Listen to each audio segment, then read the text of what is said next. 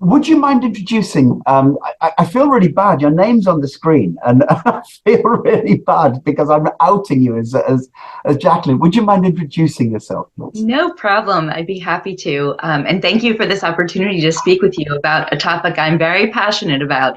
My name is Jacqueline Davis. I am what I call Mom in Chief, founder and CEO of a company called Clever Noodle. It's a startup, and we make seriously fun, surprisingly educational, learn to read games for children. Excellent. And before we go any further, can I ask you to give that a plug? Do you have a website? Sure, I do. It's www.clevernoodle.com. Should be appearing in the edit somewhere at the bottom of the screen. So that's great. So can you tell me a bit about yourself, Jacqueline? Why are you so passionate about learning differences and dyslexia? And what's the motivation behind that? Yeah, so I'll start with a little bit of a rewind in my career history. I'm a lawyer and I went to law school. And when I was in law school, I participated in a really great program that enabled us to teach law to high school students. And I asked to go to what at the time was Washington, D.C.'s lowest performing high school. It was horribly performing. 3% of our children performed at grade level in high school. And so when I taught, what I very quickly realized is how illiterate so many of the students were. And yet they were incredibly bright, incredibly thoughtful, great analytical skills, picked up very difficult legal concepts, often quicker than my own peers at a fancy law school. And so I started to think a lot about this disconnect between children who were clearly bright and clearly capable, and yet really functionally illiterate, couldn't spell, couldn't write, had trouble reading. And it began to have me think about, why has this happened in this country? And so I actually ended up not practicing law and co-founding a charter high school and spending a lot of time and energy on catching children up, catching up third grade reading level to the ninth grade level, catching up fourth and fifth math level to the high school level, and having to spend an enormous amount of effort and time catching kids up. And so that began a 30-year career in education where I've done lots of different things, from start schools to train school leaders to work with national foundations. But I will say I'm quite remiss in that I had not dove into literacy as deeply as I should have. I dove into a lot of other really important educational topics. However, I did not dive into literacy. And then it became a very personal cause. My own son, who was sent home as every other child in the world for COVID to learn at home, I had recognized prior to that he had some reading issues. And when I went to the school to speak with them, they said what I now know is all too common. They said, he's a boy, he's a late developer, don't worry, it'll be fine. And I said, well, should we screen him or do anything to test him? And they said, no, it's fine. You can't even test kids till third grade, which I now understand is completely incorrect. Yes. Wrong. And so I began this journey of trying to understand what was going on with my own son. How could I help him now that he was at home for schooling? What would it take? And then along that journey, I came to appreciate how broken our systems are and how much we are operating from a place of just incorrect approach. And that it's a travesty and it's a crisis that we sadly, or actually I should say happily, gladly, comfortingly, we know how to solve. And so that's the maddening part. Yeah, we know how to solve it. Yeah, this is really interesting because you've kind of brought me back in a circle to something that you said earlier, which is you wanted to know why it was happening. And then you said there's a broken system. So I'm guessing that the broken system has something to do with why there was 3% literacy in this school. Could you talk a bit about why that system is broken? And by the way, what system is it? Is it the American system, or is it a system in your state or your county, or how does that work? Yeah, that's a great question because we're very different than the UK and the British system. We don't have an American system. So in America, education is extremely devolved down to the local unit. And so it might be devolved all the way down to a school board or a city. And then that city or that school board sits under a state regulatory framework, which then sits under a national framework. But by and large, all education in America is devolved down to the state and then down to the local region. And let me give you a really concrete example. We do not have a standard per pupil formula in the United States.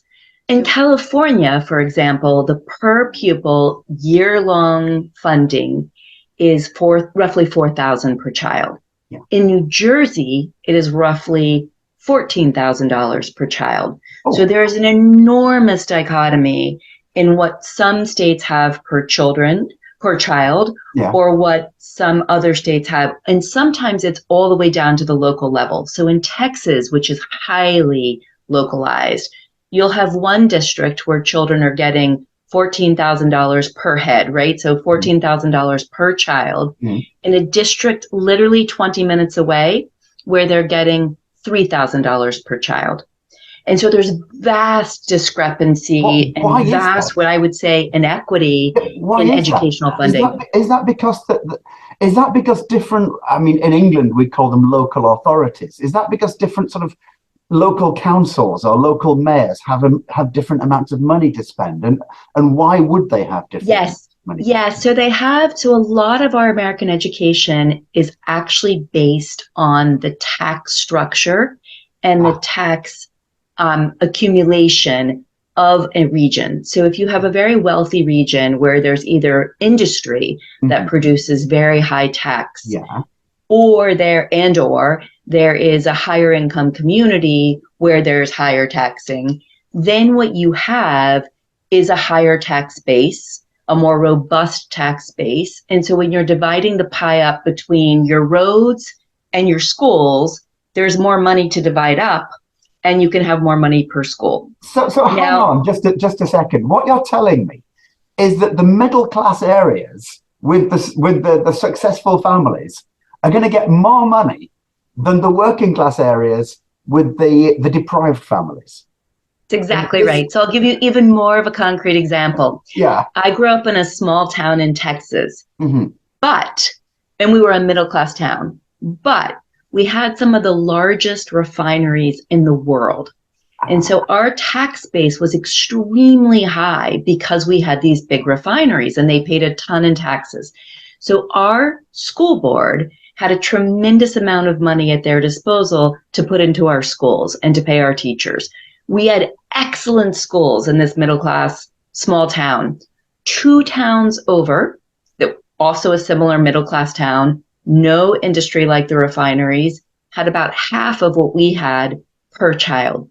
So there's incredible divergence, and there's, in my opinion, incredible inequity built into the system of just where do we have money and how much money is spent per child. Now, in some states, there's state formulas opposed to regional formulas, but again, it's all very localized, and that's because the federal government in our country and the Constitution is set up to be a states' rights constitution. And so our states have rights that they hold as the super right over the federal government. And so federal government in America oversees a very small set of educational issues. They oversee the Individuals with Disabilities Act, which does then trickle down to every community in terms of children being identified and then being given resources for special education.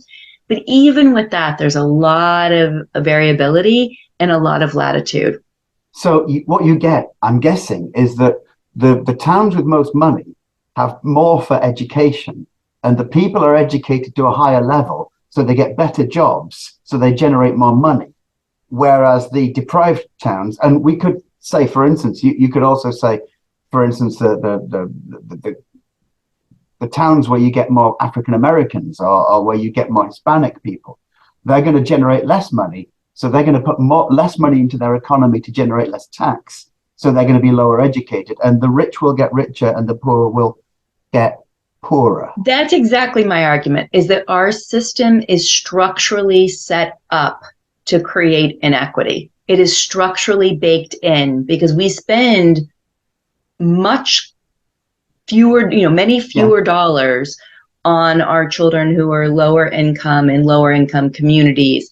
Now, if you're in a community where there's a blended community, in that community, like Washington, D.C., we are actually doing something very thoughtfully here, where a low-income child gets additional dollars per child. Right. And then if you have a special education child, they get another bit of additional dollars. So you actually have more money to educate a low-income child that may not have as much opportunity at home or in their community or in their beginning schooling. And you also have more money for a child that has special needs or different learning styles so that you can give more money to help them succeed. So that formula in this city is incredibly smart, and for me is the model of what should happen all over the country. But they had to pass legislation locally to do that. And I'm guessing that, I mean, I don't want to point the finger at any particular political wing, but I'm guessing that some political parties will be more willing to do that than other political parties. And Yes. that there will be, as it were, a local culture and an industrial culture that will produce the likelihood of that happening. So, Yeah, instance, I mean, unfortunately, maybe a red collar or a blue collar or a white collar area, you're going to get different politics involved. I think that's exactly right, and that shows up in our national data in alignment with which states perform the best and which states perform the worst in our overall national assessment of fourth grade reading and math and eighth grade reading and math. There's huge divergence and variability among states that spend more and states that spend less. There's also political issues. Education is extremely local, and it is extremely political at the local level. So you have Texas not teaching evolution. You have New York State teaching evolution. And so you literally learn different content if you're in states where the politics are anti-evolution and the politics in New York are pro-science and pro-evolution. So children literally get different curriculum. They also get different reading, what's available, and then what books are banned. They also get extremely different curriculum on how to learn to read. Some communities have no curriculum on how to learn to read, and other communities have fantastic curriculum on how to learn to read. So 60% of American school districts still use curriculum that we now have known since 2000 doesn't work for children to learn to read. I'm trying to process that. 60% of children are being given a curriculum that you know doesn't work. Exactly. And part of that is exactly about what we were talking about, which is this segmentation, right? This difference. And so unlike the UK, where when you come up with some really big aha, new knowledge moment, so it was in the 80s where we really began to understand the brain science behind how children learn to read. And that evolved even further in the 1990s and has continued to be further documented and proven. The challenge is that the research to practice loop in your country is faster because you're more centralized. So you get all this new research, you can pass legislation, and it moves over to the central efforts of education quite quickly. In our country, if you get this new national research or this new national learning, it takes a very long time to trickle down all the way to the local level. And so our loop of research to practice, science to practice is very slow. And it takes a very long time to get this information down to the level of a classroom where a teacher has actually learned how to teach reading and where the curriculum in that school district is one that supports what we know about the brain science of how to teach reading. We also have in this country very powerful publishers.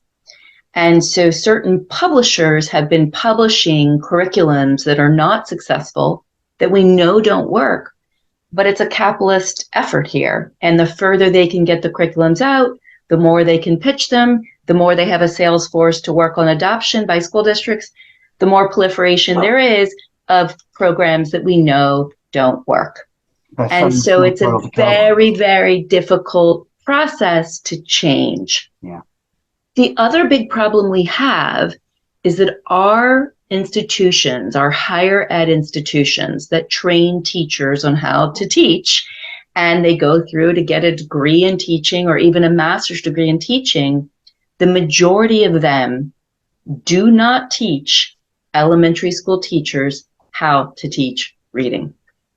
So the teachers don't learn, the curriculum doesn't have it, and so it's no wonder that 70% of American children do not read at grade level by fourth grade. That's just shocking. Absolutely shocking. It's a crisis, and what's most maddening about the crisis is that we actually know what to do. You know, in education, there's a lot of complex issues, and they're ones that we just bang our head against the wall thinking, how are we going to fix this very complicated issue? And it's hard, and we don't have easy answers. But on this one, we actually know what to do. We have the answers. We're just not doing it. And what makes it even worse is that we know how much not doing it costs, and we know how much doing it would profit people. And so it seems to be an absolutely economically blind thing, as well as it were, an ethically remiss thing. That's exactly right. I mean, I think it is literally malpractice. It is malpractice that we continue to do things. I mean, think about doctors. If medical schools decided not to teach doctors how to do open heart surgery, and they let them all out of school, and then there was no requirement for them to keep learning, and then we learn how to do open heart surgery, and then we learn how to save lives, and then the practice evolves to do it even more efficiently and even more effectively. And no doctors in the world have to learn that, and they all get to do what was done 30 years ago.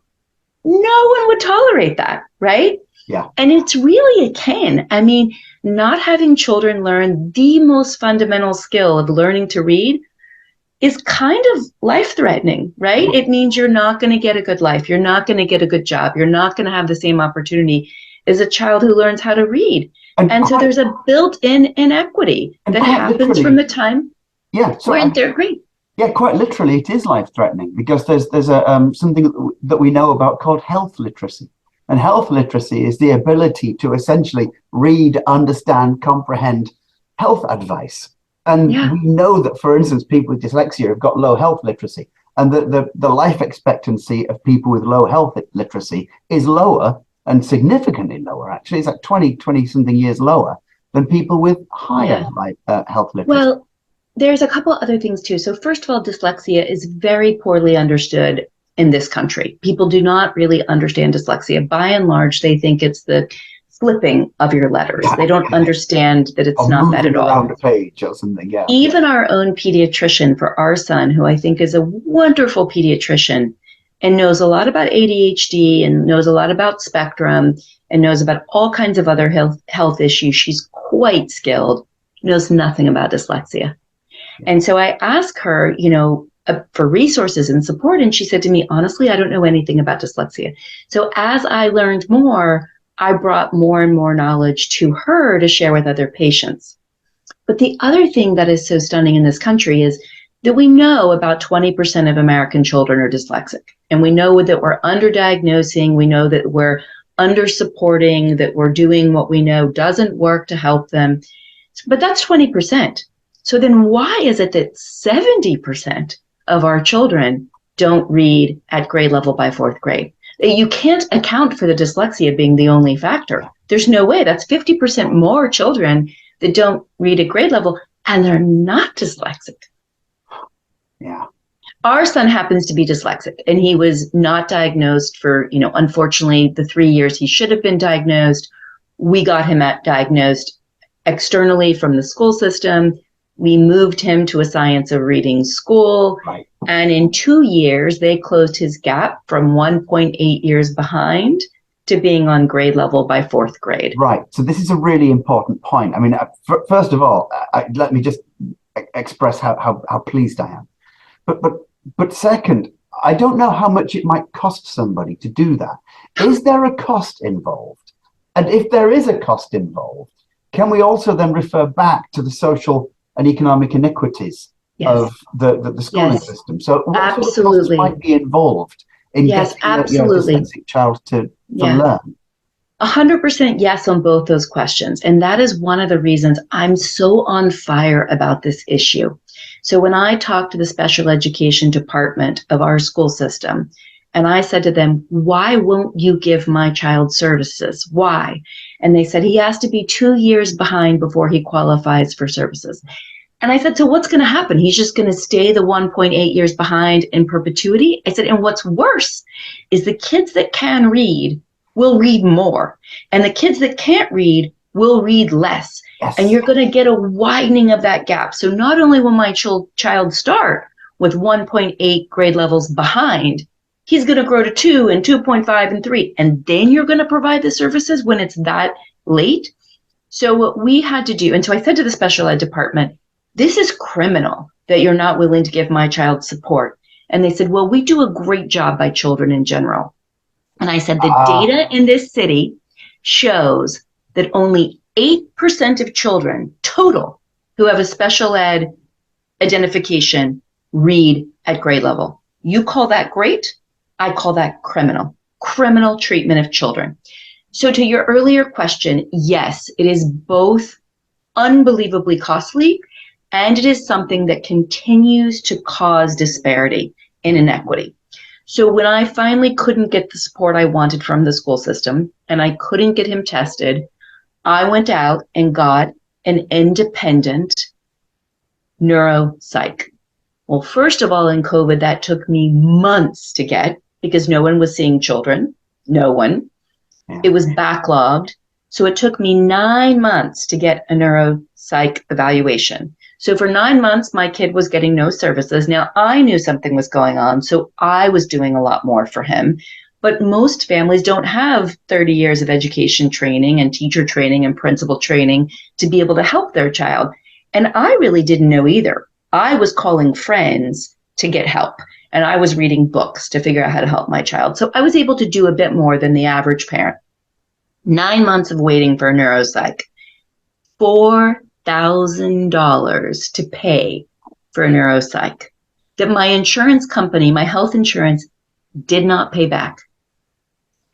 So $4,000 out of pocket. Now, that was a stretch for my family. That was a lot for my family. But we made choices. You know, we'll skip vacation this winter and instead we'll pay for this neuropsych.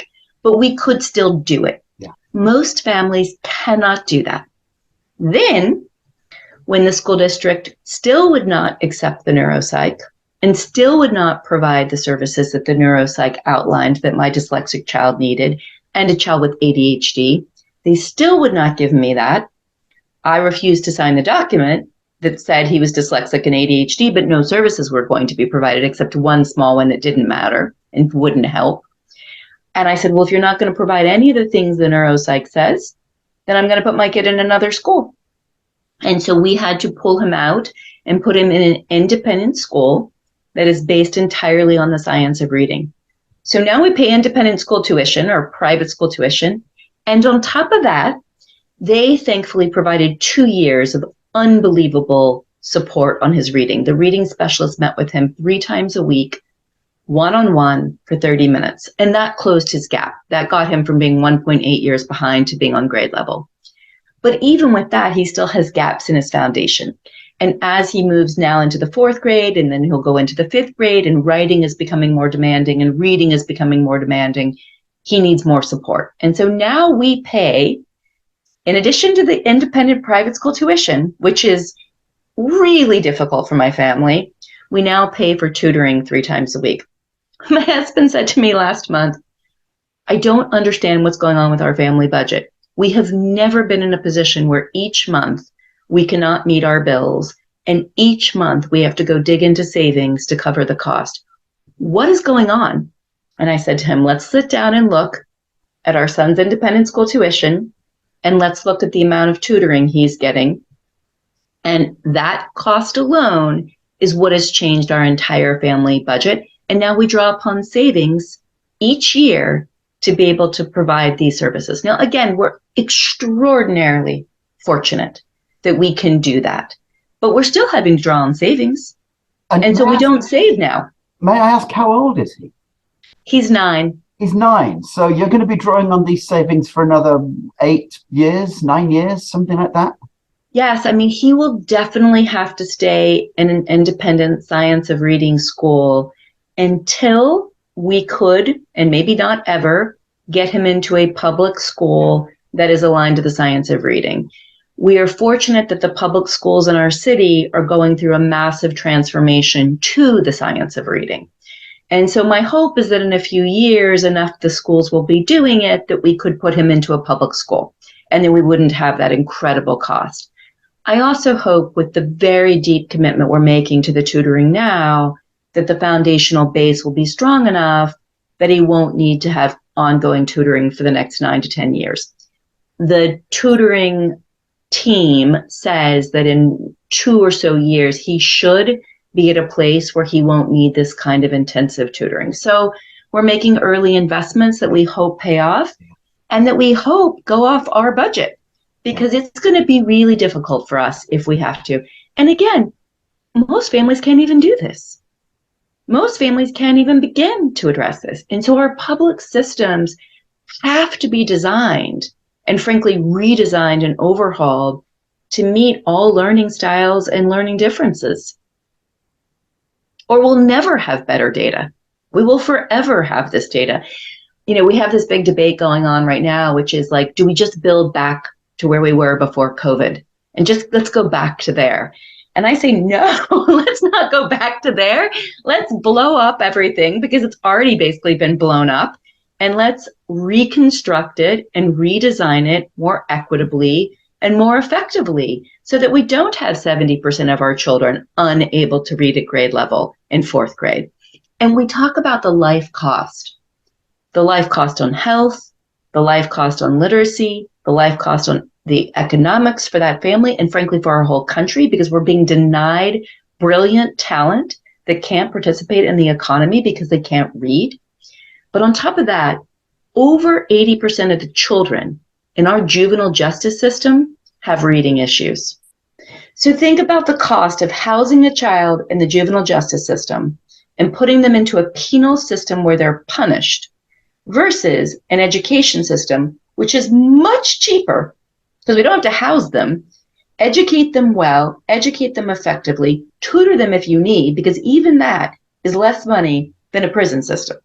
And the outcomes, you know, for what's going to happen if the child is literate and can read and feels self-esteem and powerful and has access to good jobs, that versus a kid that's in the penal system. I mean, it's just, it makes me furious. It makes me really furious that we're doing this.